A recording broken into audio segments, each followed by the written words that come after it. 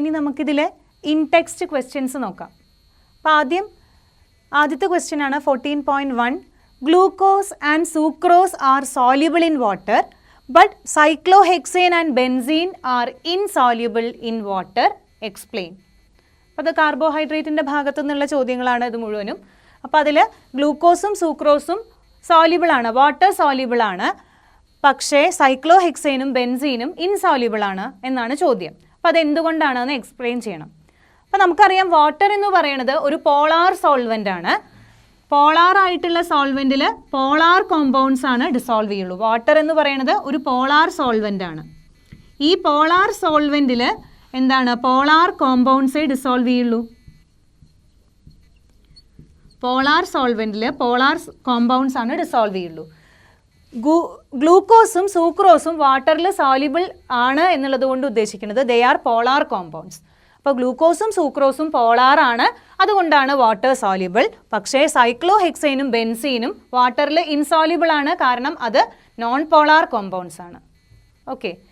രണ്ടാമത്തെ ചോദ്യം 14.2. What are the expected products of hydrolysis of lactose? Lactose hydrolysis ചെയ്ത് കഴിഞ്ഞാൽ ഏതൊക്കെ പ്രോഡക്ട്സ് ആണ് കിട്ടുക എന്നുള്ളത്. ലാക്ടോസിൻ്റെ ഫോർമുല എന്താണ്? C12H22O11. ഈ ലാക്ടോസ് എന്ന് പറയുന്നത് ഒരു ഡൈസാക്രൈഡ് ആണ്. അതിൻ്റെ ഹൈഡ്രോളിസിസ് നടത്തി കഴിഞ്ഞാൽ, ഹൈഡ്രോളിസിസ് നമ്മൾ വാട്ടറുമായിട്ടുള്ള റിയാക്ഷൻ, ഈ ഹൈഡ്രോളിസിസ് നടക്കുന്നത് ലാക്ടേസ് എന്ന് പറയുന്ന എൻസൈമിൻ്റെ പ്രസൻസിലാണ് ഹൈഡ്രോളിസിസ് നടക്കുന്നത്. അപ്പം ലാക്ടേസ് എൻസൈമിൻ്റെ പ്രസൻസിൽ ഹൈഡ്രോളിസിസ് നടത്തി കഴിഞ്ഞാൽ 2 മോളിക്യൂള് C6H12O6 ഫോം ചെയ്യും. നമുക്കറിയാം C6H12O6 എന്ന് പറയുന്നത് ഗ്ലൂക്കോസിൻ്റെ ഫോർമുലയാണ്. ഫ്രക്ടോസും ഒക്കെ C6H12O6 ആണ്. അപ്പോൾ ഒരു ഗ്ലൂക്കോസും ഒരു ഗലാക്ടോസും ആയിട്ടാണ് അത് ഹൈഡ്രോളൈസ് ചെയ്യുക. അപ്പോൾ ലാക്ടോസ് ഹൈഡ്രോളിസിസ് നടത്തി കഴിഞ്ഞാൽ ഗ്ലൂക്കോസും ഗലാക്ടോസും ഫോം ചെയ്യും. 2 മോണോസാക്രൈഡ് ഫോം ചെയ്യും. അതായത് ലാക്ടോസ് എന്ന് പറയുന്നത് എന്താണ്? ലാക്ടോസ് എന്ന് പറയുന്നത് ഒരു ഡൈസാക്രൈഡ് ആണ്. അടുത്ത ചോദ്യം, how do you explain the absence of aldehyde group in penta acetate of D glucose? അതായത് ഡി ഗ്ലൂക്കോസിൽ ഫ്രീ ആയിട്ടുള്ള ആൽഡിഹൈഡ് ഗ്രൂപ്പ് ഇല്ല. Penta acetate glucose anhydride form ചെയ്യുമല്ലോ, അസറ്റിക് അൻഹൈഡ്രൈഡ് ആയിട്ട് റിയാക്ട് ചെയ്തിട്ട് പെൻഡാ അസറ്റേറ്റ് ഫോം ചെയ്യും. അപ്പോൾ ഗ്ലൂക്കോസ് അസറ്റിക് അൻഹൈഡ്രൈഡുമായിട്ട് റിയാക്ട് ചെയ്തിട്ട് penta acetate form ചെയ്യും. ഈ പെൻഡാ അസറ്റേറ്റിൽ ഫ്രീ ആയിട്ടുള്ള ആൽഡിഹൈഡ് ഗ്രൂപ്പ് ഇല്ല എന്നുള്ളത് നമുക്ക് എങ്ങനെയാണ് എക്സ്പ്ലെയിൻ ചെയ്യാൻ പറ്റുക എന്നാണ് ചോദ്യം. അപ്പോൾ നമുക്ക് മനസ്സിലായി, ഗ്ലൂക്കോസ് പെൻഡാ അസറ്റേറ്റ് ഫ്രീ ആയിട്ടുള്ള ആൽഡിഹൈഡ് ഗ്രൂപ്പ് ഉണ്ടായിരുന്നുവെങ്കിൽ ഈ പെൻഡാ അസറ്റേറ്റ് ഹൈഡ്രോക്സിൽ അമീനുമായിട്ട് റിയാക്ട് ചെയ്യുമ്പോൾ എന്താണ്, അതിൻ്റെ കറസ്പോണ്ടിങ് ആയിട്ടുള്ള അമോണിയ വാട്ടർ മോളിക്യൂൾ എലിമിനേറ്റ് ചെയ്തിട്ട് ഹൈഡ്രോക്സിൽ അമീനുമായിട്ട് കമ്പൈൻ ചെയ്തിട്ട് കോമ്പൗണ്ട് ഫോം ചെയ്തേനെ. പക്ഷേ ഇവിടെ ഗ്ലൂക്കോസിൻ്റെ പെൻഡാ അസറ്റേറ്റ് ഹൈഡ്രോക്സിൽ അമീനുമായിട്ട് റിയാക്ട് ചെയ്യുന്നില്ല. അപ്പം അത് കാണിക്കണത് ഗ്ലൂക്കോസിൽ ഫ്രീ ആയിട്ടുള്ള ആൽഡിഹൈഡ് ഗ്രൂപ്പ് ഇല്ല എന്നുള്ളതാണ്. അപ്പം എങ്ങനെയാണ് നമുക്ക് എക്സ്പ്ലെയിൻ ചെയ്യാൻ പറ്റുക? ഗ്ലൂക്കോസിൽ ഫ്രീ ആയിട്ടുള്ള ആൽഡിഹൈഡ് ഗ്രൂപ്പ് ഗ്ലൂക്കോസ് പെൻഡാ അസറ്റേറ്റുമായിട്ട് റിയാക്ട് ചെയ്തിട്ട് അൻഹൈഡ്രൈഡ് ഫോം ചെയ്യും. ഗ്ലൂക്കോസ് അസറ്റിക് അൻഹൈഡ്രൈഡുമായിട്ട് റിയാക്ട് ചെയ്തിട്ട് എന്ത് ഫോം ചെയ്യും? പെൻഡാ അസറ്റേറ്റ് ഫോം ചെയ്യും. ഈ പെൻഡാ അസറ്റേറ്റിൽ ഫ്രീ ആയിട്ടുള്ള ആൽഡിഹൈഡ് ഗ്രൂപ്പ് ഇല്ല എന്നുള്ളതാണ് എക്സ്പ്ലെയിൻ ചെയ്യേണ്ടത്. അപ്പോൾ അതെങ്ങനെയാണ്? ഈ പെൻഡാ അസറ്റേറ്റ് ഫെർദർ ആയിട്ട് നമ്മൾ ഹൈഡ്രോക്സിൽ അമീനുമായിട്ട് റിയാക്ട് ചെയ്യുന്നുണ്ടെങ്കിൽ അതിൽ ഫ്രീ ആയിട്ടുള്ള ആൽഡിഹൈഡ് ഗ്രൂപ്പ് ഉണ്ട്. പക്ഷേ ഇവിടെ ഗ്ലൂക്കോസിൻ്റെ പെൻഡാ അസറ്റേറ്റ് ഫ്രീ ആയിട്ടുള്ള ആൽഡിഹൈഡ് ഗ്രൂപ്പ് ഇല്ല. അപ്പോൾ ഗ്ലൂക്കോസിൻ്റെ പെൻഡാ അസറ്റേറ്റ് എന്തുമായിട്ട് റിയാക്ട് ചെയ്യണില്ല? ഹൈഡ്രോക്സിൽ അമീനുമായിട്ട് റിയാക്ട് ചെയ്യണില്ല.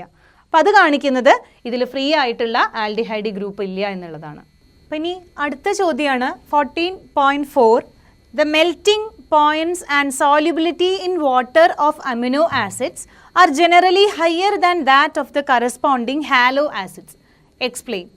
അതായത് അമിനോ ആസിഡ്സിൻ്റെ മെൽറ്റിംഗ് പോയിൻ്റ് അല്ലെങ്കിൽ മെൽറ്റിംഗ് പോയിൻ്റ് വാട്ടറിലുള്ള സോല്യൂബിലിറ്റി ഒക്കെ കറസ്പോണ്ടിങ് ഹാലോ ആസിഡ്സിനേക്കാൾ കൂടുതലാണ്. എന്തുകൊണ്ടാണെന്ന് എക്സ്പ്ലെയിൻ ചെയ്യണം. അപ്പോൾ നമുക്ക് അമിനോ ആസിഡിൻ്റെ സ്ട്രക്ചർ നോക്കാം. RCCOOH ഒരു NH2 ഗ്രൂപ്പ്, അടുത്ത വാലൻസി ഹൈഡ്രജൻ വെച്ചിട്ട് സാറ്റിസ്ഫൈ ചെയ്തു. അപ്പോൾ ഇവിടെ എന്താണ്, ഈ നൈട്രജനിലേക്ക് ഒരു ലോൺ പെയർ ഉണ്ട്, ആ ലോൺ പെയറിലേക്ക് ഇവിടുത്തെ ഹൈഡ്രജൻ വന്നിട്ട് ബോണ്ട് ഫോം ചെയ്തു. NH3+ ആയിട്ടും COO- ആയിട്ടുമാണ് എക്സിസ്റ്റ് ചെയ്യണത്. അപ്പോൾ ഇങ്ങനത്തെ അയോൺസിന് നമ്മളൊരു പേര് പറഞ്ഞിട്ടുണ്ടായിരുന്നു, എന്താണ്, സ്വിറ്റർ അയോൺസ് ആയിട്ട്, അല്ലേ? സ്വിറ്റർ അയോൺ ആയിട്ടാണ് ഈ അമിനോ ആസിഡ്സ് എക്സിസ്റ്റ് ചെയ്യണത്. അപ്പോൾ ഇങ്ങനെ സ്വിറ്റർ അയോൺ ആയിട്ട് എക്സിസ്റ്റ് ചെയ്യണ സമയത്ത് അതിനൊരു അയോണിക് ക്യാരക്ടർ, ഒരു നെഗറ്റീവ് ചാർജും പോസിറ്റീവ് ചാർജും ഉണ്ടല്ലോ, അപ്പോൾ അതിനൊരു അയോണിക് ക്യാരക്ടർ ഡെവലപ്പ് ചെയ്യും. അല്ലെങ്കിൽ ഇതിൻ്റെ ഇടയിൽ ഒരു strong electrostatic force of attraction exist ചെയ്യുന്നുണ്ട്. അതിൻ്റെ ഫലമായിട്ട് ഇതിന് ഹൈ മെൽറ്റിംഗ് പോയിന്റ് ആയിരിക്കും, അല്ലെങ്കിൽ വാട്ടറിൽ സോല്യൂബിലിറ്റി കൂടുതലായിരിക്കും കറസ്പോണ്ടിങ് ഹാലോ ആസിഡ്സിനേക്കാൾ. ഓക്കെ, അപ്പോൾ എന്താ റീസൺ? അമിനോ ആസിഡ്സ് സ്വിറ്റർ അയോൺസ് ആയിട്ടാണ് എക്സിസ്റ്റ് ചെയ്യണത്. അപ്പോൾ ഇങ്ങനെ സ്വിറ്റർ അയോൺ ആയിട്ട് എക്സിസ്റ്റ് ചെയ്യണ സമയത്ത് അതിനൊരു അയോണിക് ക്യാരക്ടർ ഡെവലപ്പ് ചെയ്യുന്നുണ്ട്, അല്ലെങ്കിൽ ഇതിലത്തെ അയോൺസ് തമ്മിൽ strong electrostatic force of attraction ഉണ്ട്. അതിൻ്റെ ഫലമായിട്ട് മെൽറ്റിംഗ് പോയിന്റും വാട്ടർ സോല്യൂബിലിറ്റിയും ഒക്കെ കൂടുതലായിരിക്കും. ഓക്കെ, അടുത്ത ചോദ്യമാണ്, where does the water present in the egg go after boiling the egg? Egg boil ചെയ്ത് കഴിയുമ്പോൾ അതിലുള്ള വാട്ടർ എങ്ങോട്ടാണ് പോണത്? അപ്പോൾ എഗ്ഗിലുള്ള വാട്ടർ എന്തിനു വേണ്ടിയിട്ടാണ് ഉപയോഗിക്കുക? എഗ്ഗിലുള്ള വാട്ടർ എഗ്ഗിലത്തെ പ്രോട്ടീൻസ് ഡീനേച്ചുറേഷൻ നടക്കാൻ വേണ്ടിയിട്ടാണ് ഉപയോഗിക്കുന്നത്. എഗ്ഗിലുള്ള പ്രോട്ടീൻസ് ഗ്ലോബുലാർ പ്രോട്ടീൻസ് ആണ്. എഗ്ഗിലുള്ളത് പ്രോട്ടീൻസ് എന്ന് പറയുന്നത് ഗ്ലോബുലാർ പ്രോട്ടീൻസ് ആണ്. ഈ പ്രോട്ടീൻസിന് ഡീനാച്ചുറേഷൻ നടക്കാൻ വേണ്ടിയിട്ട്, ഈ പ്രോട്ടീൻസ് എഗ്ഗിലുള്ള ഗ്ലോബുലാർ പ്രോട്ടീൻസ് ഡീനാച്ചുറേഷൻ നടക്കാൻ വേണ്ടിയിട്ട് ഡീനാച്ചുറേഷൻ സംഭവിക്കും. ചൂടാക്കുമ്പോൾ എന്ത് ചെയ്യും? ഡീനാച്ചുറേഷൻ സംഭവിക്കും. ആ ഡീനാച്ചുറേഷൻ സംഭവിക്കാൻ വേണ്ടിയിട്ട്, അല്ലെങ്കിൽ ഡീനാച്ചുറേഷൻ നടക്കാൻ വേണ്ടിയിട്ടാണ് ഹൈഡ്രജൻ ബോണ്ട് ഫോർമേഷൻ വഴിയാണ് നടക്കുന്നത്. അപ്പോൾ അതിന് വാട്ടർ യൂസ് ചെയ്യും, ഇതിലുള്ള വാട്ടർ യൂസ് ചെയ്യും. അങ്ങനെ പ്രോട്ടീൻസ്, ഗ്ലോബുലാർ പ്രോട്ടീൻസ് ഡീനാച്ചുറേഷൻ നടക്കും. അതിൻ്റെ ഫലമായിട്ട് എന്താണ്, റബ്ബർ ലൈക്ക് ആയിട്ടുള്ള ഇൻസോല്യൂബിൾ ആയിട്ടുള്ള മാസായിട്ട് മാറും. എഗ് മുട്ട ചൂടാക്കി കഴിഞ്ഞാൽ അതിൻ്റെ ഉള്ളിലത്തെ പ്രോട്ടീൻസിന് എന്താ സംഭവിക്കുക നമുക്ക് ഓൾറെഡി അറിയാം, അല്ലേ? അപ്പോൾ അത് ഗ്ലോബുലാർ പ്രോട്ടീൻസ് ആണ് അതിലുള്ളത്. എഗ്ഗിലുള്ളത് ഗ്ലോബുലാർ പ്രോട്ടീൻസ് ആണ്. അത് വാട്ടറിൻ്റെ സഹായത്താൽ ചൂടാക്കുമ്പോൾ അതിൻ്റെ ഇടയിൽ ഹൈഡ്രജൻ ബോണ്ട് ഫോം ചെയ്യുകയും പ്രോട്ടീൻസ് ഡീനേച്ചുറേറ്റഡ് ആവുകയും ചെയ്യും. അപ്പോൾ ഈ ഡീനാച്ചുറേഷൻ നടക്കാൻ വേണ്ടിയിട്ടാണ് ഇതിലുള്ള വാട്ടർ യൂസ് ചെയ്യണത്. അങ്ങനെ ഡീനാച്ചുറേഷൻ നടന്നു കഴിഞ്ഞാൽ ഇൻസോല്യൂബിൾ ആയിട്ടുള്ള റബ്ബർ ലൈക്ക് ആയിട്ടുള്ള മാസായിട്ട് അത് കൺവേർട്ട് ചെയ്യും. ഇതിലത്തെ പ്രോട്ടീൻസ് ഇൻസോല്യൂബിൾ ആയിട്ടുള്ള റബ്ബർ ലൈക്ക് മാസായിട്ട് കൺവേർട്ട് ചെയ്യും എഗ്ഗിലത്തെ ഗ്ലോബുലാർ പ്രോട്ടീൻസ്. അടുത്ത ചോദ്യം 14.6, why cannot vitamin C be stored in our body? എന്തുകൊണ്ടാണ് വിറ്റാമിൻ സി നമ്മുടെ ശരീരത്തിൽ സ്റ്റോർ ചെയ്ത് വയ്ക്കാത്തത്? നമ്മൾ പറഞ്ഞു വിറ്റാമിൻസ് രണ്ട് തരത്തിലുണ്ട്, വാട്ടർ സോല്യൂബിൾ ആയിട്ടുള്ള വിറ്റാമിൻസും ഫാറ്റ് സോല്യൂബിൾ ആയിട്ടുള്ള വിറ്റാമിൻസും. അതിൽ വിറ്റാമിൻ സി എന്ന് പറയുന്നത് വാട്ടർ സോല്യൂബിൾ ആണ്.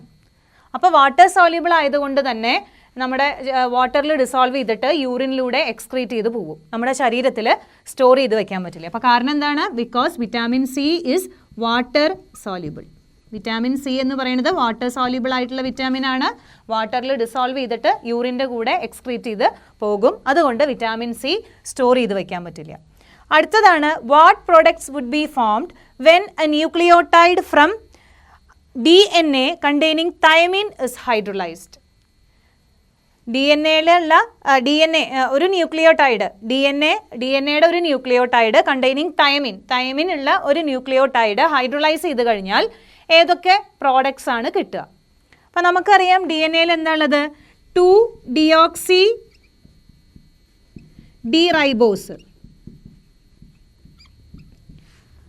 അതിൻ്റെ കൂടെ ഒരു ബേസും ഒരു ഫോസ്ഫോറിക് ആസിഡും കൂടിയിട്ട് ബൈൻഡ് ചെയ്തിട്ടാണ് ഒരു ന്യൂക്ലിയോടൈഡ് ഫോം ചെയ്തിട്ടുള്ളത്. അപ്പോൾ ഇതിലുള്ള ബേസ് എന്ന് പറയുന്നത് തൈമിൻ ആണ്. തൈമിൻ. പിന്നെ അതുപോലെ തന്നെ ഏതാ ഉള്ളത്? അതിൻ്റെ കൂടെ ഫോസ്ഫോറിക് ആസിഡ്.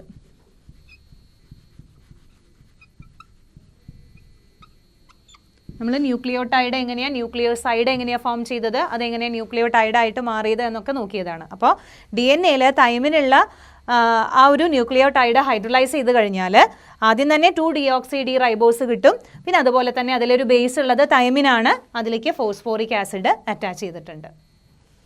ഇനി when RNA is hydrolyzed, there is no relationship among the quantities of different bases obtained.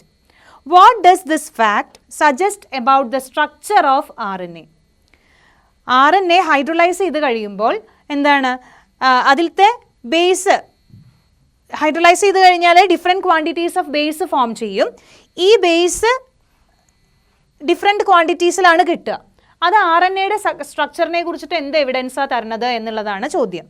അതായത് ഒരു RNA ഹൈഡ്രോളൈസ് ചെയ്ത് കഴിഞ്ഞാൽ ഡിഫറെൻറ്റ് ക്വാണ്ടിറ്റീസ് ഓഫ് ബേസസ് ആണ് നമുക്ക് കിട്ടുക. അപ്പോൾ അതിൽ നിന്ന് നമുക്ക് മനസ്സിലാവുന്നത് എന്താണ്, RNA എന്ന് പറയുന്നത് different types of RNA molecules ഉണ്ട്. അതിൽ ഡിഫറെൻറ്റ് ക്വാണ്ടിറ്റിയിലാണ് ഈ ബേസ് ഉള്ളത്. Different types of RNA molecules ഉണ്ട്.